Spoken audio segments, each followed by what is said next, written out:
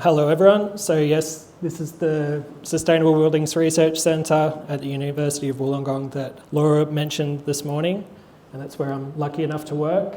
I'd recommend coming down and visiting us during one of our open days. We usually have one or two each year. We welcome the public to come in and look at the building. It was the first building in Australia to be fully certified under the Living Building Challenge, and I think possibly still is the only one that's fully certified. So it's a very interesting building in it by itself. These photos show some of the work that we do there. So we run a lot of experiments to measure the performance of different building elements. We also have the Australian Power Quality Research Centre within the same building with us, and they look at things like rollout of renewables in the grid, the impact of that on household appliances and so on. My work personally, I work in building physics, so I do a lot of this kind of testing of building wall panels, roofs, systems, air conditioning equipment. We run experiments and also do a lot of simulations and mathematical modelling of those components, and we use all that information, we feed it into government to help them make good decisions about policy. We help companies to understand how their products will work in real buildings and therefore what advice to give the public and how to install and use those products and that sort of thing. So that's where we're coming from, looking at more the fundamental science of how buildings function, which then goes on to help give the sort of advice that's been in the great presentation so far today. So to give a bit of a picture of the context that we're in Australia, the reason why we have all this issue with the massive need for retrofitting, which has been talked about already. This is a bit of a timeline of energy efficiency regulation in Australia. So before the 1990s, there was some really good, strong, sustainable building science going on in Australia, and a very small proportion of buildings were being built really sustainably, but there was no regulation or rules, so most buildings were pretty poorly built. Through the 1990s, some regulations start to be brought in some states, and then just starting from the year 2000 really, the Australian Building Codes Board started to bring in regulations in the National Construction Code, or NCC, which then turned into the NatHERS program, which is the National Household Energy Rating Scheme, where they introduced the 5-star minimum benchmark for new buildings in 2006. In 2010, they went to 6 stars, and then there was quite a long pause, and now in 2022, they've introduced 7 stars for new buildings. So all of that, when you think about a home's operational lifespan is 50, 75, 100 years. That's the reason that we have this huge proportion of our building stock that doesn't have any sort of energy efficiency provisions included in its design. And then on the far right, you can see there's quite a lot happening now. So we have the Trajectory for Low Energy Buildings, which is a federal government program where they're doing a lot of research, changing policies to try to correct this trajectory. There's also the NatHERS scheme is now expanding into what they're calling a whole of home, so they're including some household appliances along with the building fabric itself in the ratings. And there's NatHERS existing home energy ratings coming now, so these are ratings for those buildings that need to be retrofitted to give them a star rating so that you can see what your standard is now and how you can improve it. So we're on the right track. It's a slow process, and the more we can do, the better. While this is all happening, we're now looking at really rapid decarbonisation of our electricity grid as well. This is showing into the future the projected emissions factor, which is basically how much carbon is emitted for every unit of electricity in the grid. So we're on track to do that quite rapidly, and that's going to change how we use our buildings. It will become much less impactful to use energy which is from electricity. So that's one of the reasons why we're trying to electrify so quickly. And we also have to deal with this changing climate. Australia has already warmed 1.4 degrees. That's going to continue into the future through this century, even if we take drastic action now. We're going to have more heat waves, more severe heat waves, more and more severe bushfires and other natural disasters. And so we also need to be thinking about that when we're thinking about how we design and build our homes. So my presentation today, it'll be a bit of a hodgepodge of what we're doing at the SBRC and how it relates to this context, but trying to give a bit of an idea of where to from here. We've got these great initiatives going on, but what's it going to look like in the future? This is a slide that I like to show our architectural engineering students. These are 4 examples of homes that you might see on social media being really sustainable and futuristic. They're very different to each other. So we've got an earthship on the top left, which uses a lot of repurposed and upcycled materials from waste streams, a lot of earth building materials, uses good passive solar design principles. There's Passive House, which we've heard about today, where you're aiming to build a really well-insulated, airtight box to live in, which is ventilated and kept healthy. There's building underground, which is being proposed as sustainable and resilient to heat waves and bushfires in some climates. And then the bottom right-hand one is an interesting example from Scandinavia, probably not appropriate for our climates, but building a house inside a greenhouse. So there's all these really different ideas being put out there, and I think that's one of the reasons that a lot of households are confused. They don't know what they need to do to their house to make it sustainable. And the answer is that all of these can be sustainable, can be resilient and appropriate. It depends on your climate, your household, how you use the building, and what means and materials you have at hand as well.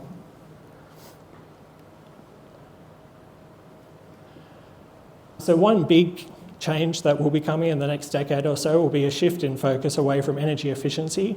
While that will remain very important and we still need to retrofit those legacy buildings, as more and more of them catch up, we need to start thinking about all the other impacts that buildings have in terms of emissions. So if we think of the life cycle of a building on the top there, you've got the production of materials, the construction of the building itself, the use of the building, and then the demolition at the end of life. All of this focus has been put on the operational emissions, which are important during the life when you're using the building, but all of the emissions in the blue processes also are attributable to that building. And this is what we analyse through life cycle analysis, and it's what we call the life cycle impact of the building. So there's everything from the extraction of materials processing, manufacturing products, there's transport in every one of these processes. Construction of the building has emissions associated with it. There's the maintenance of the building and installing and updating different features, and then demolition, disposal, and reuse, recovery and recycle of products and materials through those processes. So when we start to look at it with that broader lens, we start to focus more on the materials that are being used, the processes, where the materials are coming from, and those sorts of things. And this shift in focus is already starting to happen. NatHERS and Green Star here in Australia are putting together a standard set of emissions factors for different materials, which can then be used to standardise this kind of analysis into the future. So you'll start to see there's a bit more focus. The focus will stay on energy efficiency, but there'll be also more a focus on what materials you're using and whether they're sustainable. To give a bit of a picture of how much of a home's impact is those embodied emissions and how much is operational emissions. This is one house that we analysed for the Resilient Building Council. It was a community-designed bushfire-resilient house called Fortis House. And this is showing different design modifications in different climate zones. So as was mentioned in the last presentation, we're in climate zone 6 here. The embodied emissions are in grey, and the operational emissions are in yellow. So it's already, now that we're at 7 stars under NatHERS, the embodied emissions are already on par in some cases, or even greater than the operational emissions. Another interesting project we did with the Resilient Building Council in this space, looking at embodied emissions and resilience, was to look at if you design a house to be resilient to bushfires, it's less likely to be burnt down in a future bushfire, and therefore less likely that you have to rebuild it with new materials. So there's some kind of mitigation of carbon emissions just by saving that house, making it resilient. So we were looking at adding this extra stream into the life cycle analysis of calculating how likely is it that house is burnt by a bushfire and therefore have to be rebuilt and the emissions associated with that. And that allowed us to analyse, if you're retrofitting an existing building in a bushfire-prone area, how much of those emissions are you saving by protecting the building from bushfires? And so this is a bit of a complicated graph, but basically each group of bars is one of 15 houses that we assessed. These were real houses. We looked at if you retrofitted those houses for energy efficiency and for bushfire resilience, what the upfront carbon emissions would be. So those are shown in the black and the red. And then what the life cycle carbon emissions abatement would be from the energy savings, from the energy efficiency measures, and from the reduced risk of being destroyed by a bushfire. And so you can see the savings from energy efficiency measures are really large in a lot of cases, those yellow bars, but the white bars are also significant. And so this is another sort of aspect of retrofitting homes. If you are in a bushfire-prone area, not only by retrofitting for bushfire are you increasing your safety, you're also potentially mitigating some carbon emissions. Again, with the Resilient Building Council, we've been working on their multi-hazard resilience rating scheme. So this is a star rating scheme for existing houses where an assessor can walk through your house and do an assessment and give you star ratings on how resilient the building is to different natural hazards. We developed the heatwave resilience component, which is this one down here, and other expert groups worked on the other components. So there's a bushfire rating, a heatwave rating, a flood rating, storm and cyclone, and energy efficiency.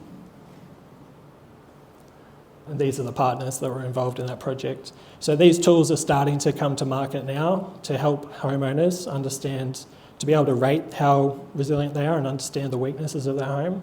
And these tools also generate tailored lists of retrofits that you could do to improve your resilience to different disasters. This is a bit of an overview of how our heatwave component of that star rating system worked. So we ran more than 40 million simulations of homes going through heat waves in different climates around Australia. And we wrote a script which takes all the information from a home assessment, runs it through that database to calculate the relative performance of that house, and then puts out some simple, easy to understand ratings for the homeowner.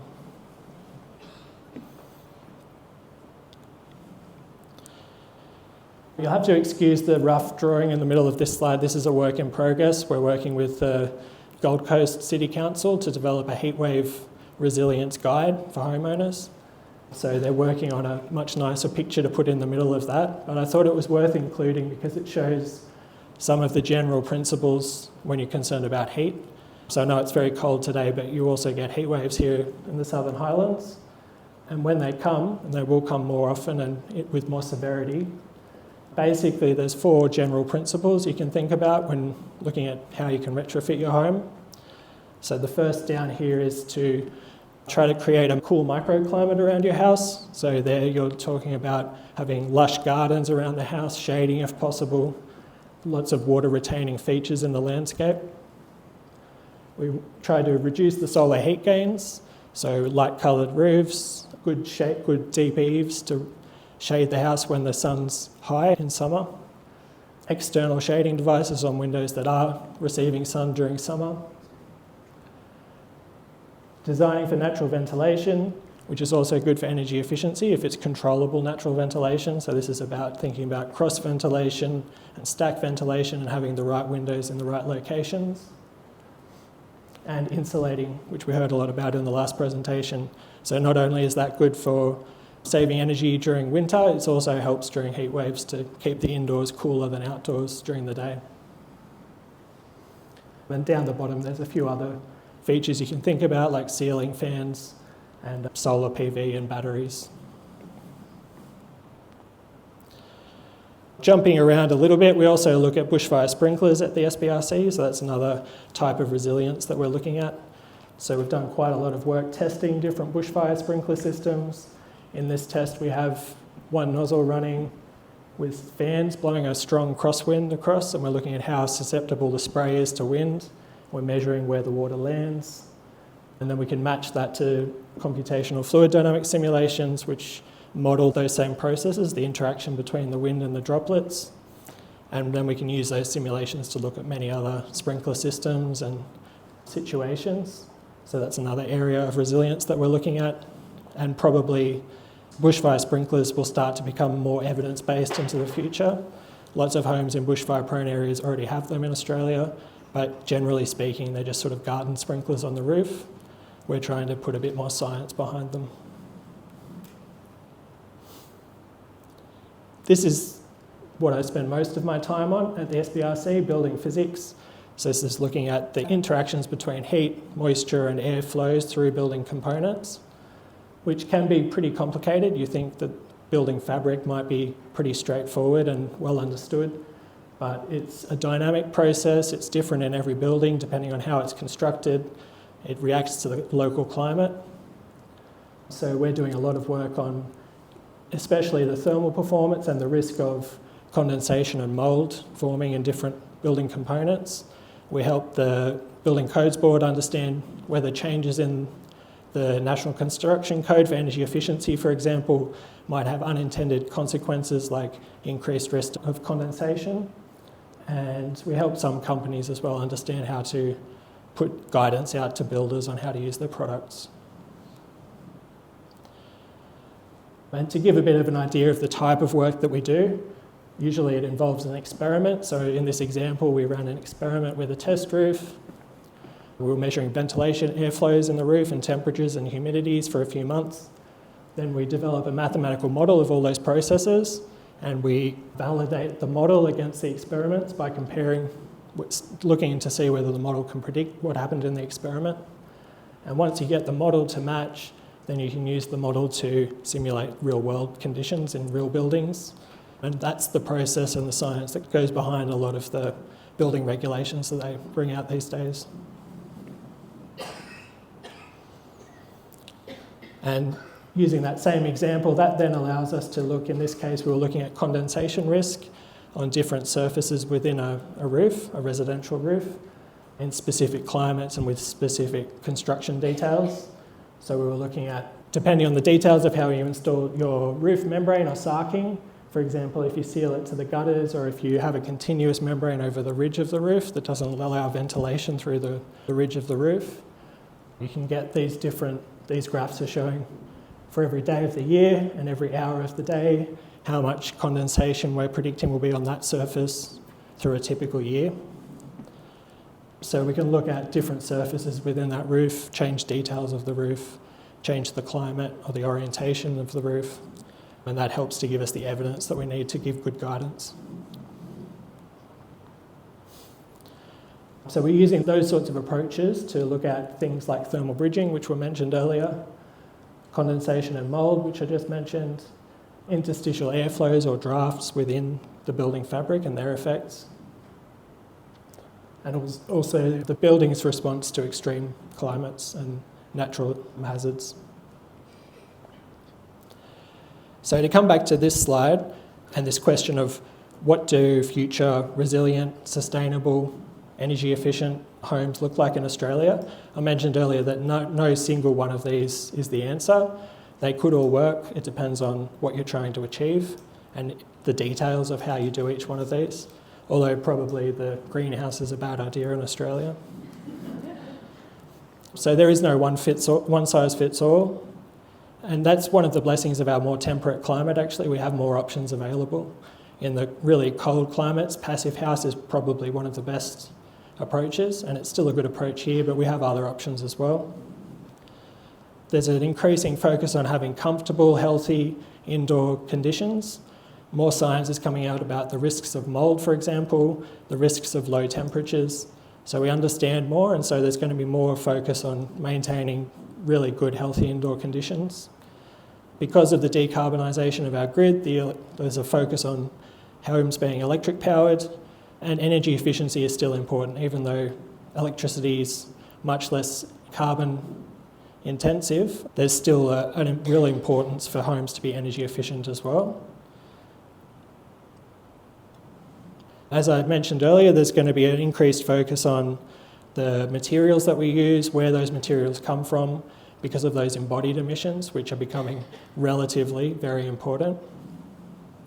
And also this increasing focus on climate resilience. As the climate changes, it will change a lot through this century, and we need to adapt to be able to function safely and comfortably in that new climate. So looking at bushfires, heat waves, floods, our homes need to adapt to meet those challenges. And that's my last slide. Thanks very much.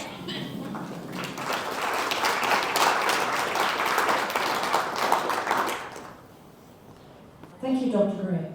I think when we all arrived here, we were concerned about thermal comfort, but as the day has gone by, the idea of bushfire resilience has come to the forefront, and the wide-ranging material that you've presented has given us that high-level understanding or level of understanding of the research that's going on. So thank you.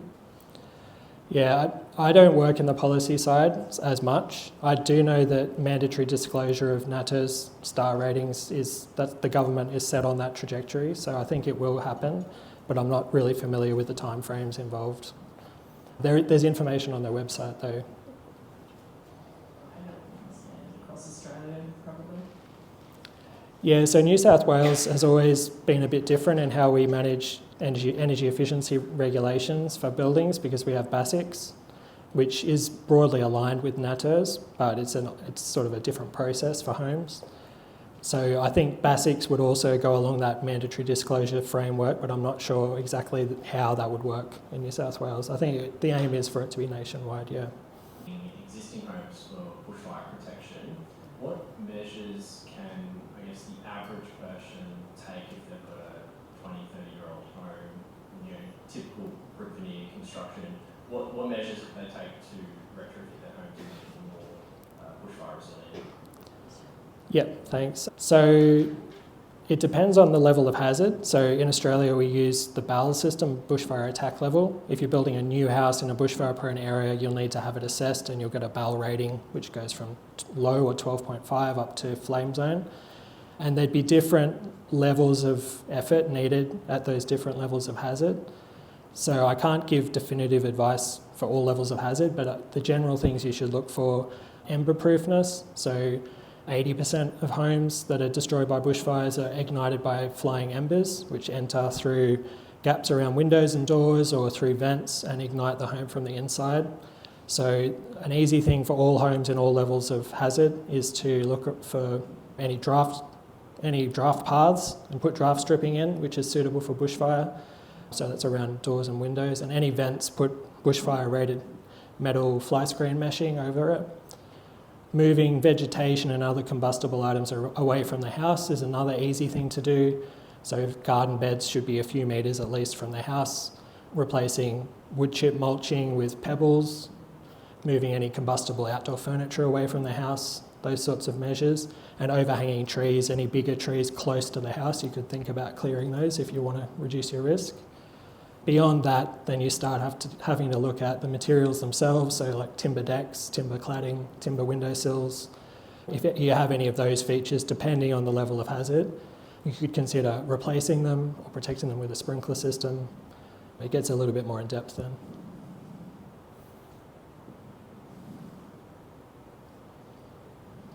Please join me in thanking Dr. Green